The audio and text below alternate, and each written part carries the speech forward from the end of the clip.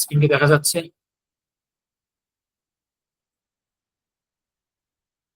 জি sir, দেখা যাচ্ছে।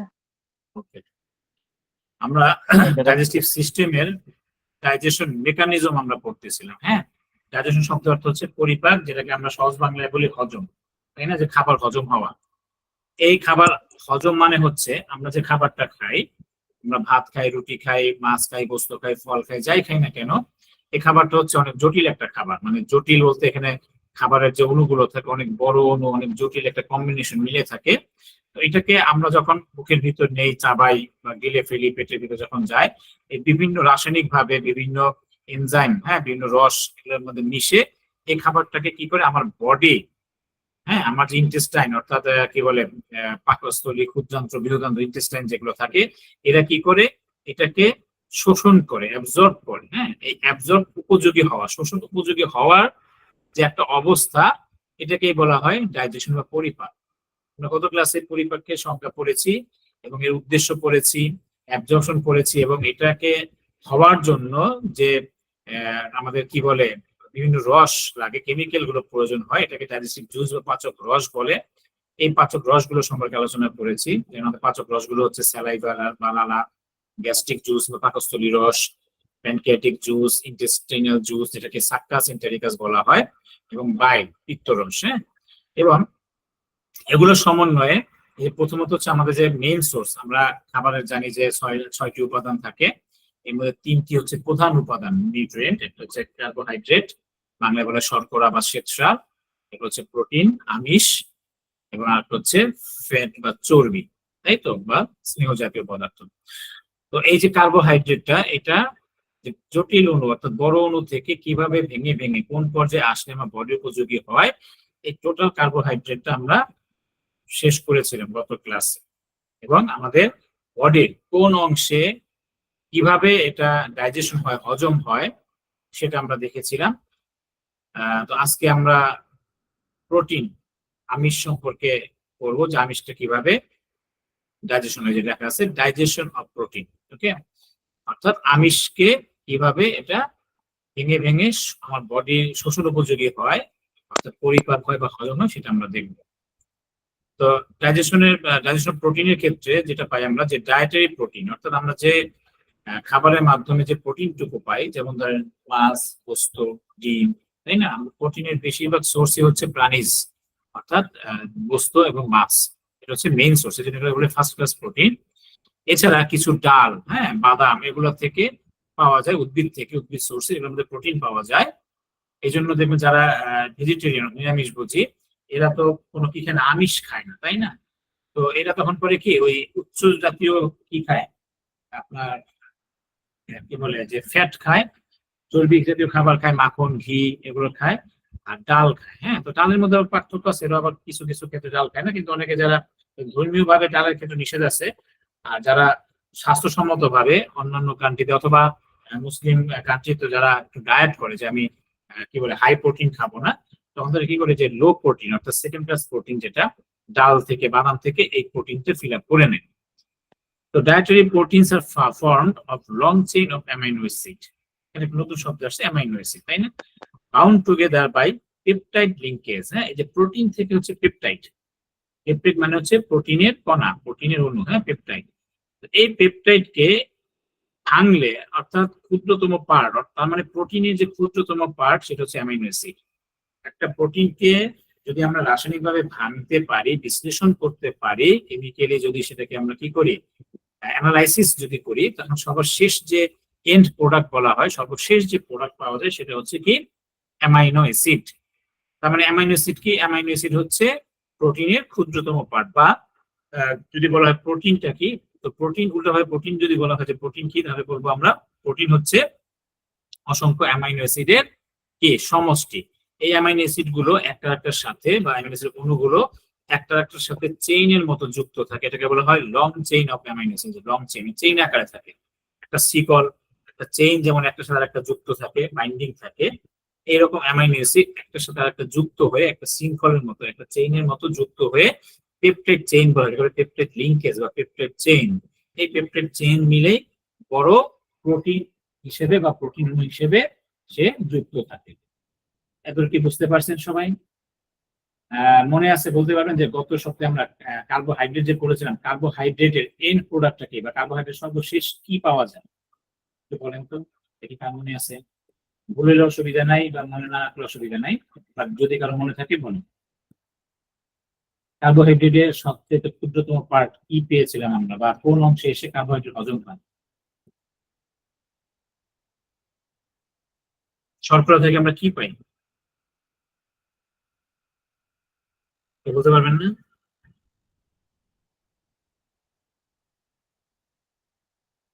না পারলে অসুবিধা নাই, মনে না থাকতে পারে। Sir glucose. Right, glucose. কার্বোহাইড্রেটের সবচাইতে একদম শেষ প্রোডাক্ট, এন্ড প্রোডাক্ট হচ্ছে গ্লুকোজ। এই গ্লুকোজটা এবং আপনার বেশিরভাগই গ্লুকোজ আকারে আসে। এছাড়াও আমরা ফল থেকে দেখেছিলাম বা অন্যান্য দুধ থেকে দেখেছিলাম, সে ফর্মটা কি মনে আছে? স্যার ফলেরটা হচ্ছে ফ্রুকটোজ, দুধেরটা হচ্ছে ল্যাকটোজ। গ্যালাক্টোজ। ল্যাকটোজ পাই প্রথম ধাপে, কিন্তু সর্বশেষ হচ্ছে গ্যালাক্টোজ। এই তিনটাকে বলা হয় মনোস্যাকারাইড। হ্যাঁ, স্যাকারাইড মানে সুগার, চিনি, হ্যাঁ, বা শর্করা। এই তিনটা ফর্মে থাকে। সবচেয়ে ক্ষুদ্রতম বা একক অংশের নাম হচ্ছে মনো মানে সিঙ্গেল, মনোস্যাকারাইড। এই মনোস্যাকারাইড ফর্ম হচ্ছে গ্লুকোজ, ফ্রুক্টোজ এবং গ্যালাক্টোজ। অর্থাৎ তিন ফর্মে যে কোনো একটা ফর্মে আসলেই তখন আমার বডি কার্বোহাইড্রেটকে কি করতে পারে, অ্যাবজর্ব করতে পারে, সে কাজে লাগাতে পারে।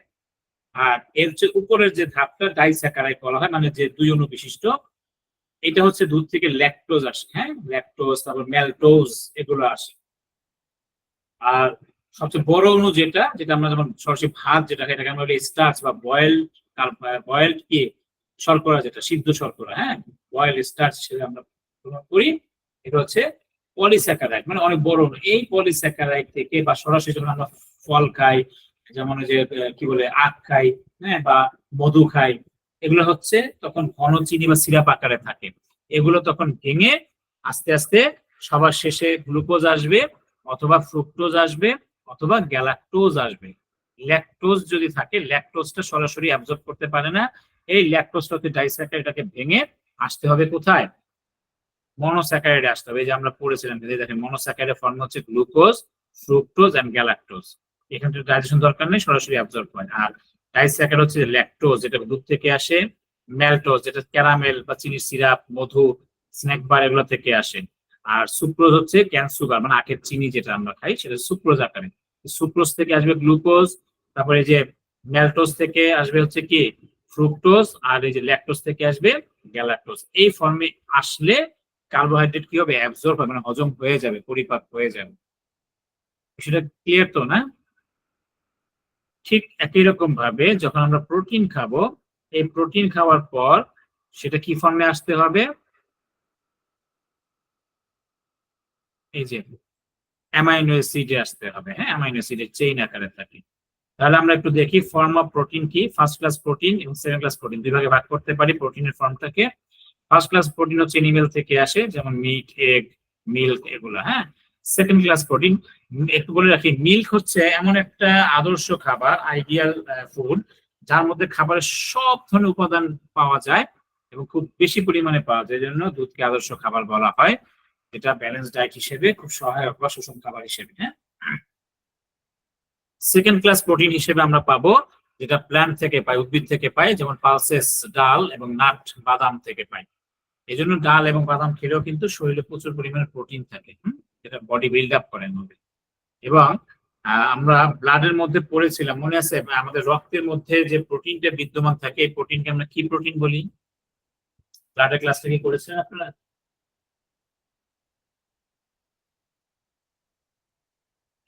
মনে আছে কারো?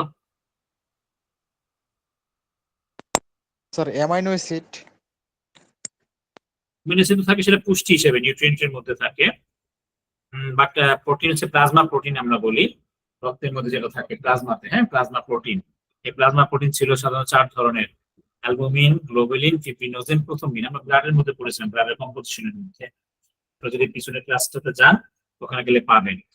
এখানে দেখলাম যে প্রোটিনগুলি তখন এক একটা কাজ করে। কেউ বডি বিল্ড আপ করে, হ্যাঁ, কেউ হচ্ছে ক্লোটিং ফ্যাক্টর হিসেবে কাজ করে, কোথাও রক্ত জমাট বাঁধতে সহায়তা করে, আবার কেউ হচ্ছে কি আমাদের ইমিউনিটি সিস্টেম, হ্যাঁ, রোগ প্রতিরোধ ব্যবস্থাকে ডেভেলপ করে। এগুলো হচ্ছে সব প্রোটিনের কাজ। এই জন্য আমাদের বডিতে, শরীরে যে প্রোটিনের ঘাটতিটাকে মেকআপ করার জন্য উদ্ভিদ সোর্স যেমন প্রয়োজন। অনেকে বলবে যে যেমন অনেকে বিশেষ করে নিম্ন আয়ের যারা আছে তারা কিন্তু রেগুলার গোস্ত, তারপর আপনার দুধ এরা খেতে পায় না, তখন তাদের যে উদ্ভিদ সোর্স হচ্ছে ভরসা, ওখান থেকে সে ডাল খাবে, বাদাম খাবে, ওইটার মাধ্যমে তার প্রোটিনের চাহিদা ফিল আপ হয়ে যাবে। এবং নিউট্রিশনের মধ্যে নিউট্রিশন চ্যাপ্টার বা যখন আমরা আমাদের ওই যে কি বলে পাবলিক হেলথ এবং হাইজিন একটা চ্যাপ্টার আছে সেকেন্ড ইয়ার উঠলে, ওখানে দেখবেন নিউট্রিশন পুষ্টির উপর একটা বিশাল একটা চ্যাপ্টার আছে। ওখান থেকে প্রশ্ন আসে যে এই প্রোটিনের অভাবে কি ধরনের রোগ হয়, কার্বোহাইড্রেটের অভাবে কি কি রোগ হয়, ব্যালেন্স ডায়েট না খেলে কি হয়, এই জাতীয় কোশ্চেনগুলি পাওয়া যায়। তো এই যে প্রোটিন, যেটা প্রোটিনের জন্য আমাদের এটাকে বলা হয় প্রোটিন এনার্জি ম্যাল নিউট্রিশন। হ্যাঁ, অর্থাৎ শরীরে শক্তি এবং এনার্জি এবং বডি বিল্ড আপের জন্য মেইন উপাদানগুলো ঘাটতি হয়, তখন দেখা যায় দুইটা রোগ আছে কমন। একটা হচ্ছে মেরাজমাস বলি আমরা, মেরাজমাস, আর একটা হচ্ছে কোয়াশিওরকর। হ্যাঁ, এই কোয়াশিওরকর মেরাজমাস যেটা আর কি, অর্থাৎ শুকিয়ে যাওয়া। হ্যাঁ, এইগুলো হচ্ছে মূলত প্রোটিনের জন্য, এবং এনার্জির ক্ষেত্রে হচ্ছে কার্বোহাইড্রেট এবং ফ্যাটের অভাবে এই রোগগুলো তখন হয়। জন্য ডেফিসিয়েন্সিও জানা থাকতে পারে আমাদের। তো ওখানেও মূলত আমাদের প্রোটিন ডাইজেশন, কার্বন ডাইজেশনের বিষয়গুলো পড়ি। তাহলে আমাদের এই গেল প্রোটিনের ফর্মটা, যে ফার্স্ট ক্লাস প্রোটিন যেটা এনিম্যাল সোর্স থেকে আসে, এবং সেকেন্ড ক্লাস প্রোটিন যেটা হচ্ছে উদ্ভিদ সোর্স থেকে আসে। এবার দেখেন মূলত and product of protein digestion, অর্থাৎ প্রোটিনটাকে যদি আমরা হজম করতে পারি বা কোন পর্যায়ে সে হজম হবে, সে এন্ড প্রোডাক্টটা মেইনলি হচ্ছে অ্যামাইনো অ্যাসিড। এছাড়া এই অ্যামাইনো অ্যাসিড হচ্ছে আমাদের সিঙ্গেল। এছাড়া হচ্ছে ডাইপেপটাইড, ট্রাইপেপটাইড বা পলিপেপটাইড, অর্থাৎ যখন অনেকগুলো প্রোটিন থাকবে এটা হলে পলিপেপটাইড। আর দ্বিতীয় দুইটা অণু থাকলে ডাইপেপটাইড, ডাই মানে দুই আর ট্রাই মানে হচ্ছে তিন। তো তিন মানে হচ্ছে একাধিক, যে দুইয়ের বেশি। এক থাকলে, সিঙ্গেল থাকলে হচ্ছে সরাসরি অ্যামাইনো অ্যাসিড। ওই ডাইপেপটাইড, ট্রাইপেপটাইড বা পলিপেপটাইড এখানে এসে কোনো ডাইজেশন হবে না। পলি মানে তো যেটা আমরা সরাসরি গোস্ত খাচ্ছি, হ্যাঁ, মাছ খাচ্ছি, ডিম খাচ্ছি, এগুলো হচ্ছে আমার পলিপেপটাইড। বা তিন অণু বিশিষ্ট থাকলে আমরা বলবো ট্রাইপেপটাইড। পেপটাইড মানে হচ্ছে প্রোটিন, তিন অণু বিশিষ্ট প্রোটিন। কিন্তু সবার শেষে প্রোটিনকে ভাঙতে ভাঙতে আমার সিঙ্গেল যে পার্ট সেটা হচ্ছে কি অ্যামাইনো অ্যাসিড। অ্যামাইনো অ্যাসিডে যখন রূপান্তর হবে কেমিক্যালি, রাসায়নিকভাবে ভেঙে ভেঙে, তখন আমাদের বডি এই প্রোটিনটাকে কি করতে পারবে, কাজে লাগাতে পারবে, অর্থাৎ পুষ্টি হিসেবে সে গ্রহণ করতে পারবে, অ্যাবজর্ব করতে পারবে।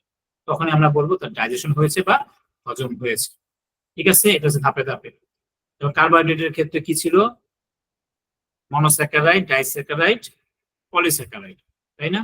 তো মনোস্যাকারাইড ফর্ম হচ্ছে কি গ্লুকোজ ফর্ম, ফ্রুক্টোজ আর হচ্ছে কি গ্যালাক্টোজ ফর্মে, এই তিনটা ফর্মে আসে। আর এখানে হচ্ছে অ্যামাইনো অ্যাসিড ফর্মে আসলেই প্রোটিনটা ডাইজেশন হবে। বিষয়টা ক্লিয়ার তো? তাহলে এবার আমরা দেখি এই প্রোটিনকে ডাইজেস্ট করতে গেলে আমাদের বডির কি কি এনজাইম লাগবে। এনজাইম জিনিসটা কি বলছিলাম আমরা, যে এনজাইম হচ্ছে কেমিক্যাল সাবস্টেন্স যেটা আমাদের কি বিভিন্ন যে মানে কি বলে ডাইজেশনের জন্য যে জুস আছে, ডাইজেস্টিভ জুস, এই ডাইজেস্টিভ জুসের মধ্যে এই এনজাইম গুলো থাকে। এবং সাধারণত এনজাইম যেখান থেকে নিঃসৃত হয় সেটা এক ধরনের গ্ল্যান্ড, হ্যাঁ, আমরা বলি এক্সোক্রাইন গ্ল্যান্ড বা বহিঃক্ষরা গ্রন্থি। এই গ্ল্যান্ড বা নালীযুক্ত যে গ্রন্থি, সেই গ্রন্থি থেকে নিঃসৃত হয় এনজাইম গুলো। এটা কেমিক্যাল সাবস্টেন্স যেটা আমাদের খাবারকে হজমের জন্য সহায়তা করে। ঠিক আছে, যেটা আমাদের কার্বোহাইড্রেটের ক্ষেত্রে আমরা এনজাইমগুলি পেয়েছিলাম। আমরা একটু যদি পিছিয়ে যাই আবার দেখেন, যেমন এই যে ডাইজেস্টিভ এনজাইম ফর কার্বোহাইড্রেট, কার্বটাকে ডাইজেস্ট করার জন্য যে এনজাইম গুলো প্রয়োজন হয় সেটা ছিল লালাতে। হ্যাঁ, প্রথমে লালাতে ছিল স্যালিভারি অ্যামাইলেজ, তারপর প্যানক্রিয়াটিক অ্যামাইলেজ, প্যানক্রিয়াস থেকে আসে। এছাড়া ল্যাকটেজ, মেলটেজ, সুক্রেজ, এগুলো সব ইন্টেস্টাইন থেকে আসে। হ্যাঁ, আর লালাতে আরেকটা থাকে যেটাকে আমরা বলি টায়ালিন। এই যে টায়ালিন হচ্ছে আমাদের স্টার্চটাকে কি করে ভেঙে একটা সিঙ্গেল পার্টের দিকে নিয়ে আসার চেষ্টা করে। এই হচ্ছে কার্বোহাইড্রেটের এনজাইম। ঠিক একই রকম ভাবে প্রোটিনের ক্ষেত্রে কিছু এনজাইম কাজ করে, হ্যাঁ, যেমন ডাইজেস্টিভ এনজাইম ফর প্রোটিন। এগুলো পরীক্ষাতে আসে যে প্রোটিনের এনজাইম গুলোর নাম লেখো বা কার্বোহাইড্রেটের এনজাইম গুলোর নাম লেখো। এই জন্য এই এনজাইমের নামগুলো একটু মনে রাখার চেষ্টা করবো আমরা, বা লিখে রাখার চেষ্টা করবো। হ্যাঁ, পরীক্ষাতে আসতে পারে। তো ডাইজেস্টিভ এনজাইমস ফর প্রোটিন সেটা হচ্ছে কি পেপসিন, হচ্ছে কি পেপসিন, এরপর হচ্ছে ট্রিপসিন, কাইমোট্রিপসিন। তিনটার নাম কিন্তু কি আছে, মিল আছে, পেপসিন, ট্রিপসিন, কাইমোট্রিপসিন। ক্লিয়ার? এরপর হচ্ছে carboxypeptidase, carboxypeptidase, amino polypeptidase, phosphatase, 6টা জিনিস। ঠিক আছে, 3টার মধ্যে সিন আছে, 3টার মধ্যে এজ আছে, একটু মনে রাখবেন। Pepsin, trypsin, chymotrypsin, carboxypeptidase, amino polypeptidase, phosphatase, একটু লিখে মুখস্থ করে ফেলুন। এটা হচ্ছে ডাইজেস্টিভ এনজাইমে যে এনজাইমস ফর প্রোটিন, প্রোটিনের ডাইজেশনের জন্য যে এনজাইমগুলো আমাদের লাগবে নাম। ওকে, এবার হচ্ছে মেকানিজম। দেখেন, আমাদের খাবার হজমটা শুরু হয় মূলত মুখ থেকে। হ্যাঁ, খাবার যখন আমরা চিবানো শুরু করি তখন থেকে আমাদের হজম হয়।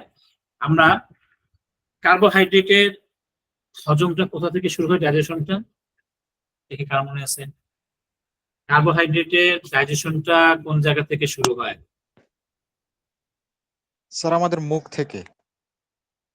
মুখ থেকে, রাইট। এই জন্য দেখবেন আমরা যখন ভাত খাই, শুধু ভাত খাবেন, অন্য কিছু লাগবে না, শুধু ভাত আপনি মুখে নিয়ে চাবাবেন, একটু চাল চাবাবেন, একটু মুড়ি, চিড়া, বিস্কিট, হ্যাঁ, তারপরে হচ্ছে গিয়ে আপনার রুটি, দেখবেন চাবানো চাবানো শেষ হয়ে গেলে একদম যখন নালা দিয়ে মিশে যাবে একটু কি বের হয়, একটু মিষ্টি মিষ্টি ভাব শুরু হয়, তাই না? তার মানে এই যে খাবারটা ভেঙে গ্লুকোজ তৈরি হয়ে যাচ্ছে, এই জন্য আমাদের মুখ থেকে খাবারটা কি হয়, কার্বোহাইড্রেট ডাইজেশনটা শুরু হয়। স্টোমাকে কোনো ডাইজেশন হয় না, ইন্টেস্টাইনে গিয়ে আবার বাকিটা কার্বোহাইড্রেটের ক্ষেত্রে ডাইজেশন হয়। প্রোটিনের ক্ষেত্রে মুখে কোনো ডাইজেশন হয় না, এই জন্য লিখছে ইন মাউথ, মাউথের মধ্যে নো ডাইজেশন ইন হিয়ার। প্রোটিনের ক্ষেত্রে মুখে কোনো কি নাই, মানে ডাইজেশনের কোনো ফাংশন নাই। এটা কি করবে, ওই চিবাবে, নরম করবে, একটু লালা দিয়ে মিশ্রিত করবে, কোনো জীবাণু থাকলে জীবাণুটাকে সরায় ফেলবে, হ্যাঁ, অনেক ব্যাকটেরিয়া থাকে আর কি, যেগুলো ব্যাকটেরিয়াকে মেরে ফেলবে, এগুলো কাজ করে, নরম করবে। প্রোটিনের ক্ষেত্রে ডাইজেশনটা শুরু হবে কোথা থেকে? স্টোমাক থেকে। এই যে এই জন্য মাউথের পরে হচ্ছে আমাদের ইন দ্য স্টোমাক। স্টোমাকের মধ্যে প্রোটিনের কি অবস্থা হয় দেখেন, আমরা প্রোটিনটা খেলাম। প্রোটিন বলতে কি কি খেলাম? যা যা আছে, যে উদ্ভিদ সোর্স, কি ওই যে প্রাণী সোর্স, মাছ, বস্তু, ডিম, দুধ, ওদিকে ডাল, বাদাম, প্রোটিন যেখান থেকে পাই আমরা, এটা খেলাম। তার মানে আমার বডি ছিল প্রোটিন।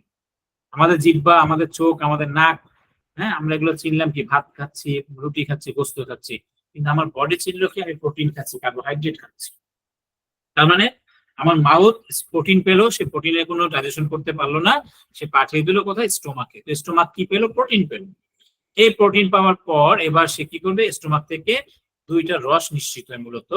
একটা হচ্ছে এই যে এনজাইম পেপসিন। পেপসিনটা কি ছিল, এনজাইম ছিল। এই যে দেখেন আমাদের ডাইজেস্টিভ এনজাইমস ফর প্রোটিন, এই যে পেপসিন।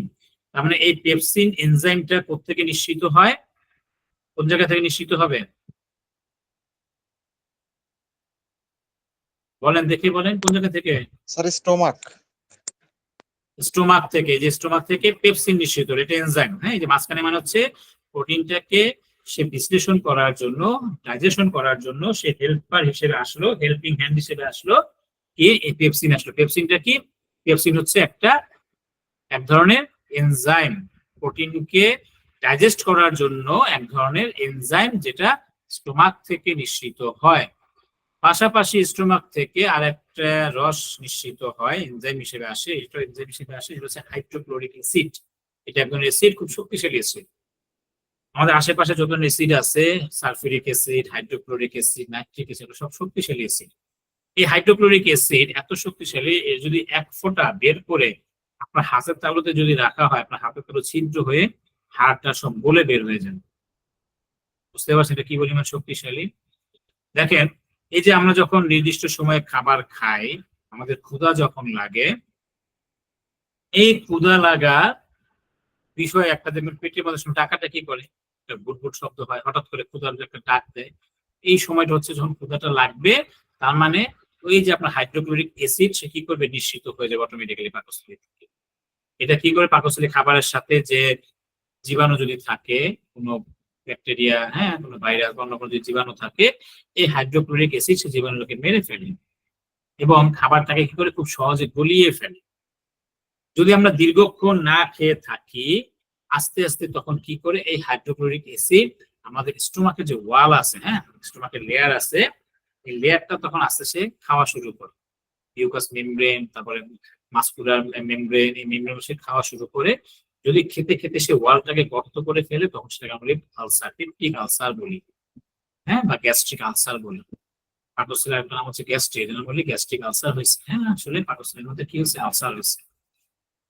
তাহলে এই আলসারটা তৈরি হয় আমাদের কি হয়, অনিয়মের কারণে। যদি আমরা না খেয়ে থাকি তখন হাইড্রোক্লোরিক অ্যাসিড খাবার না পেয়ে ওই ওয়াল খাওয়া শুরু করে।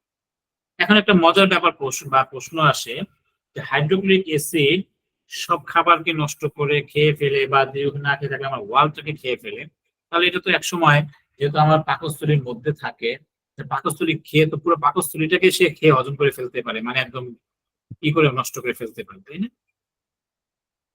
পারে কিনা?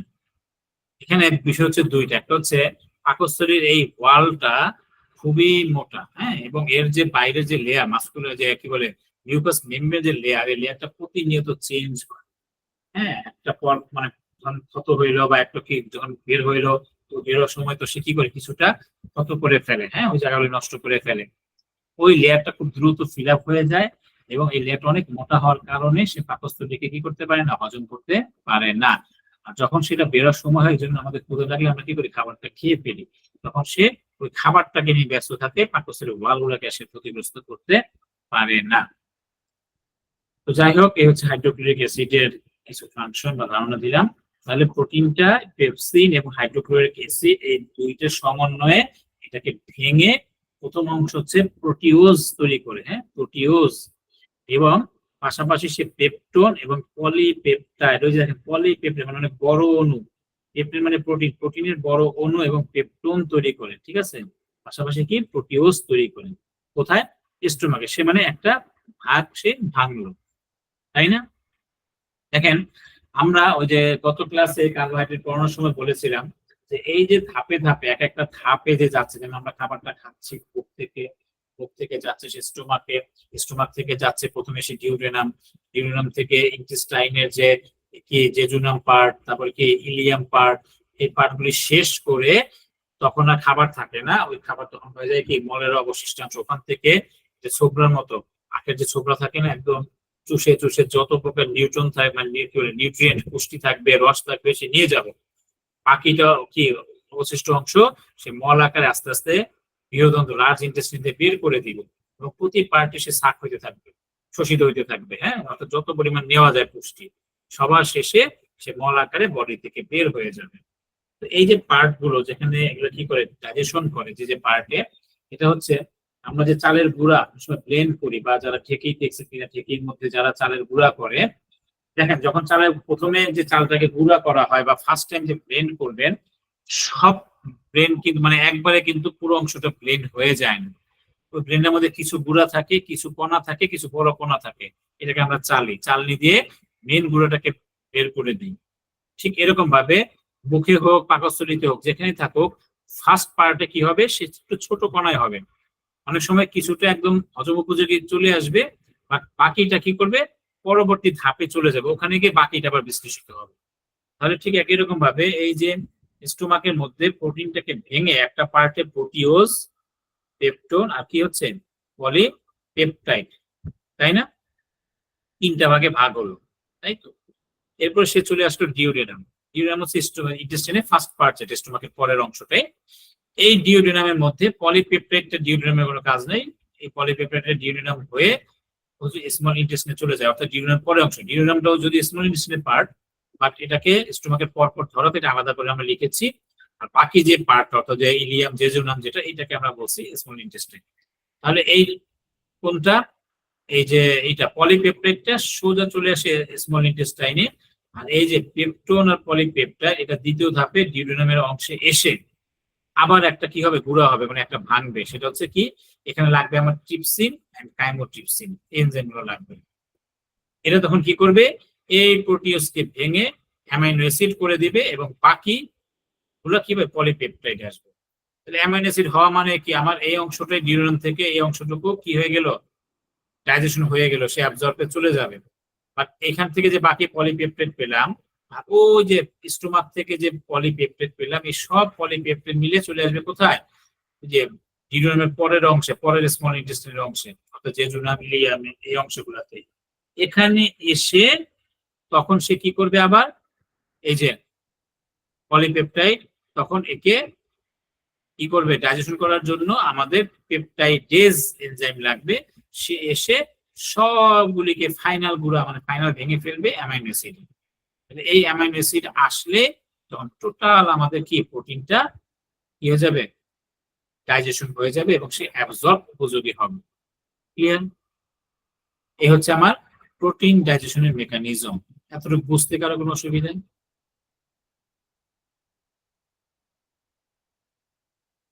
আরো কোনো প্রশ্ন আছে এখানে?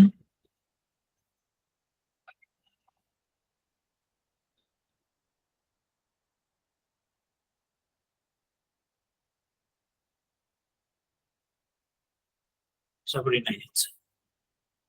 ওকে, এবার দেখেন ডাইজেশন অফ ফ্যাট। ফ্যাট ডাইজেশনের ক্ষেত্রে আমরা কি করব? এটা একই জিনিস।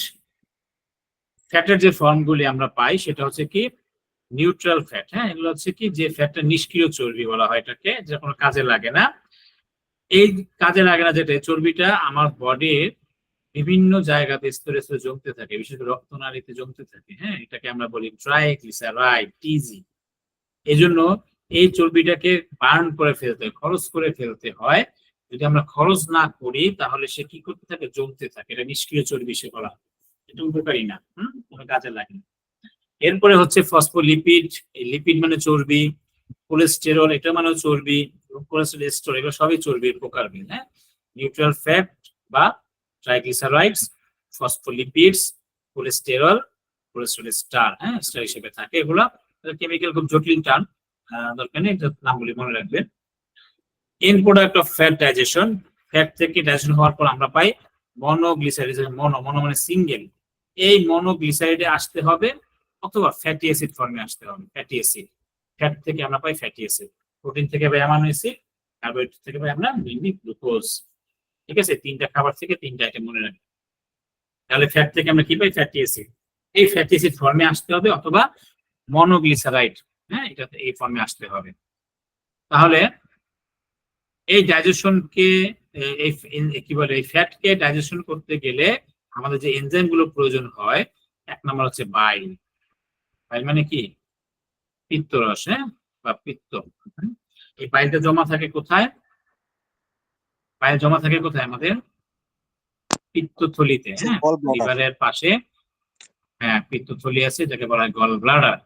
এই জন্য দেখবেন যারা ওই যে গল ব্লাডার সমস্যার কারণে, পাথরের কারণে আসলে গল ব্লাডার ফেলে দেওয়া অপারেশন করে, এরা পরবর্তীতে আর কখনো ফ্যাটকে ডাইজেশন করতে পারে না।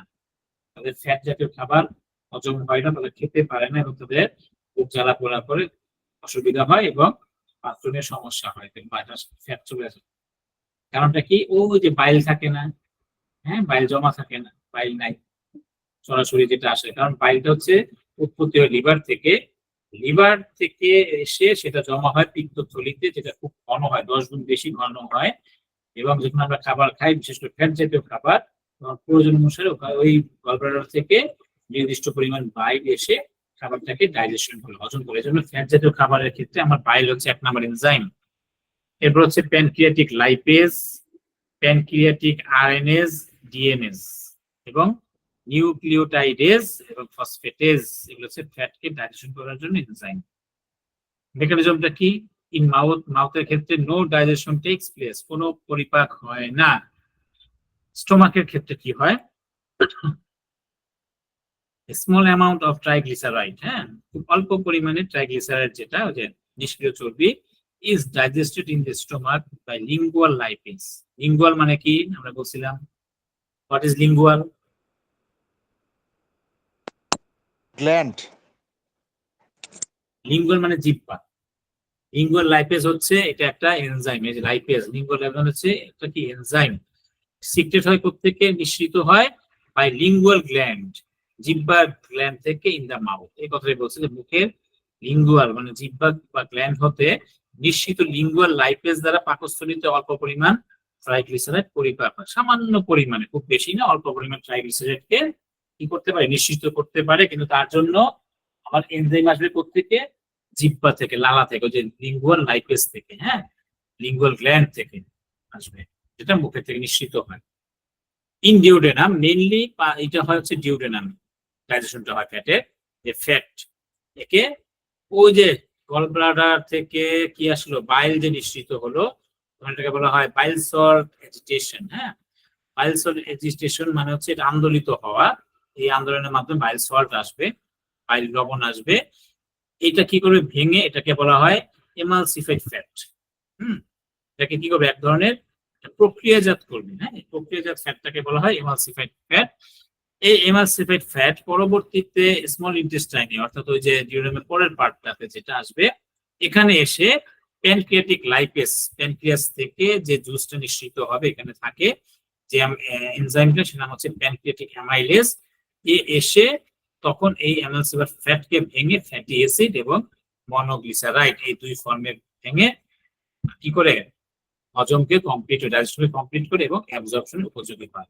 আমরা আগে বলছিলাম যে এন্ড প্রোডাক্ট হচ্ছে মনোগ্লিসারাইড এবং ফ্যাটি অ্যাসিড, তাহলে এই যে দুই ফর্মে চলে আসছে তখনই কি হবে ফ্যাটটা ডাইজেশন হবে। তার মানে আমাদের ফ্যাটটা হচ্ছে মুখে কোনো ডাইজেশন হয় না, স্টোমাকে সামান্য পরিমাণে হয়, এটা না বললে না, মেইনলি হয় ডিউডিনামে ফ্যাট থেকে ইমালসিফাইড ফ্যাট বাইল সল্ট ডাইজেশনের মাধ্যমে পরবর্তীতে স্মল ইন্টেস্টাইনে আসলে ইমালসিফাইড ফ্যাটকে প্যানক্রিয়াটিক লাইপেজের মাধ্যমে কি হয় ডাইজেশন হয় ফ্যাটি অ্যাসিড এবং মনোগ্লিসারাইডে পরিণত হয়।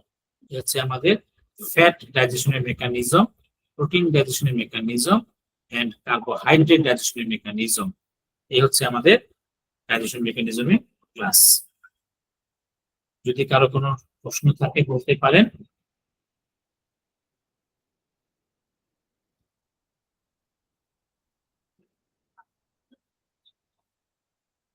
প্রশ্ন না থাকলে আমাদের ক্লাস আজকে স্যার রেকর্ডিং অফ পর্যন্তই। করবো তাহলে? জি।